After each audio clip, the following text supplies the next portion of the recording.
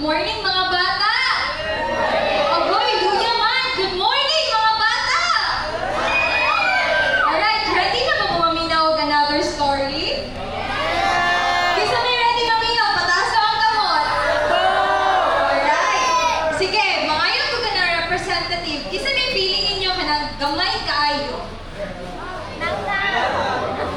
Huwag ka na mong dagpong pagkaayo nga ka ng bata. Okay, pwede pa dito. O sige, dili ba sila manindog? O sige. Naay gamay nga, ay ako mga bata. And then napay gamay. Napay pangutana. Feeling ninyo, kinsay madaog sa ilahang duha kay gamay ang isa and then dako ang isa. Sige, kana inyong mga tubag, unya ako na siya tubagon after sa story. So, kanya akong story is about David and Goliath. Familiar na mo, ani? Yes, he's really familiar, so akong story. Tunyagi panahon, naay ka ng duha ka grupo sa mga tao, mga Philistineon and mga taga-Israelites. Kani sila is mag-away ni sila, kanya ang kanang taga-Israelites, na sila ka ng dako ka sundalo named Goliath. Kisa itong dako nga higanti nga sundalo? Alright, si Goliath. So kani siya, nag-ano ni siya, nagapanghagit ni siya sa mga taga-Israelites nga mulaban sa ilaha. Kay if isa ang mulaog, kay mo'y mo serve sa matag usa, vice versa.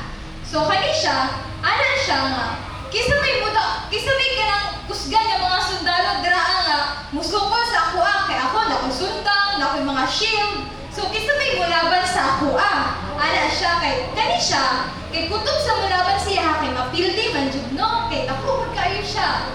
And then Kimuni siya, si Goliath. Nanghagit siya sa mga, nag-ano siya dito sa mga taga-Israelites kung kinsa ang mulaban sa iyaha. And then, kanina ay boy named David. Kinsa may pangalan sa lalaki? David! Alright, si David. So, kani si David, ano ni siya? Usa siya ka shepherd boy. Kaya balo mo sa shepherd boy? Kani siya, nani siya alaga ng mga sheep. Kabalo po mo sa sheep? Kani sheep, mura siya kanding, pero dili siya kanding, carnero ni siya. Kani si David, nani siya yung mga alaga ng sheep. Niya ginadefend niya ni sa mga lion, sa mga tigers, din mapatay jud niya kay isog man si David, bisag gamay-gamay ni siya. And then, kani si David, how di siya mo tugtog og harp. Muni iyang way para timailhan siyang mga sheep nga mobalik sila sa ilahang ganghaan, sa ilahang kanang sudlanan nila. Like, kung patugtugon niya siya, mamalik na to iyahang mga sheep. And then, balik na kang Goliath, dito sa duha ka pagkod, sige mo siya pang kinsay mulaban sa iyaha, kay wala lagi musukol sa iyaha, kay mahadlok sa iyaha. And then, kani si David, kabalo mo na siya silingan. Kani, naman may mga silingan, no?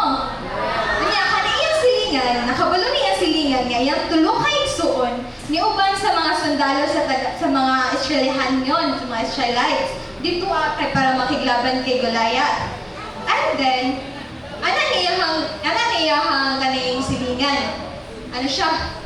David, kabalo naman yung mukhang igsuon dito sa dito kang Goliath, no?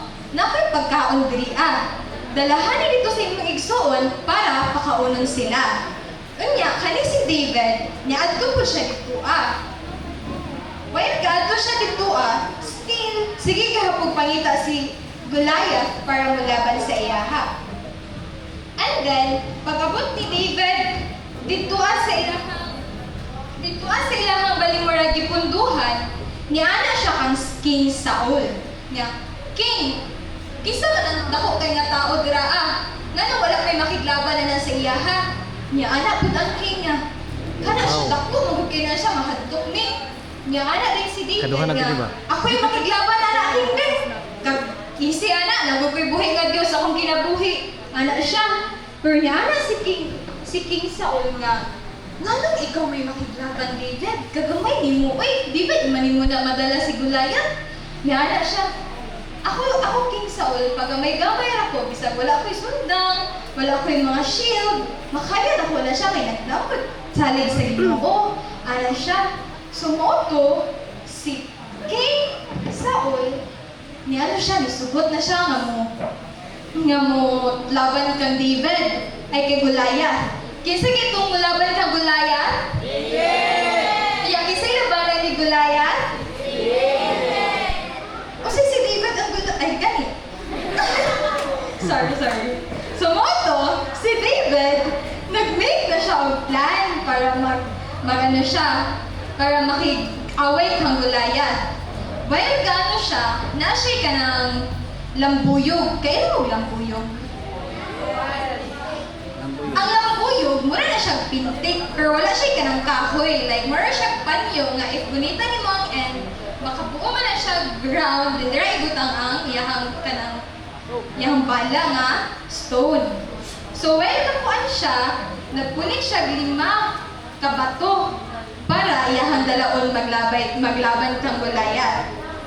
So, moto, nato na siya kung nasiktahay. Nasi Goliath dito mga bata, niya ako si David, bakta siya dito ana siya. Ako'y makiglaban ni mo, ana siya. Niya ana din si Goliath. Nganong ikaw may makiglaban ako Gagamay ni mo, ako na ko'y sundang, na ko'y shield. Ya ikaw, wadyo kay dalawang isang isa. Niya ana din si Goliath, David ria.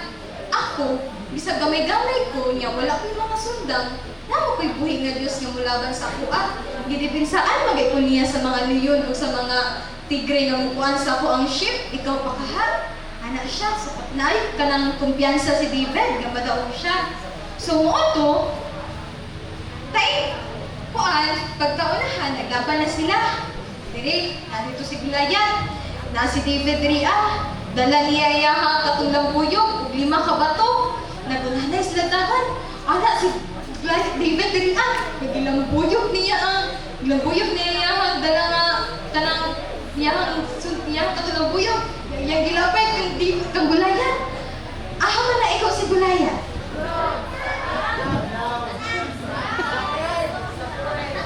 Asa na igo? Alright, sa agtang na igo si Goliath. So mo to, natumba si Goliath. Kinaigo man siya sa agtang, no? Nalipong siya. And then, yahan kuha ang sundang ni Goliath, ay giputol niya ang ulo ni Goliath. So mo to, ang mga kauban nga sundalo ni Goliath, nangahatok sila. Kinapilde. Moto nalipat sila and nag-celebrate ang taga-Israelites kaya sila'y nadaog. And then, atong verse para anin is Jeremiah 17:7. But blessed is the one who trusts in the Lord, whose confidence is in Him. So, moto na hitabo sa life ni David, since naamon siya ano mga batandod, since na siya confidence, nilikan sa Ginoo, then na-defeat niya si Goliath, bisag gamay kayo siya.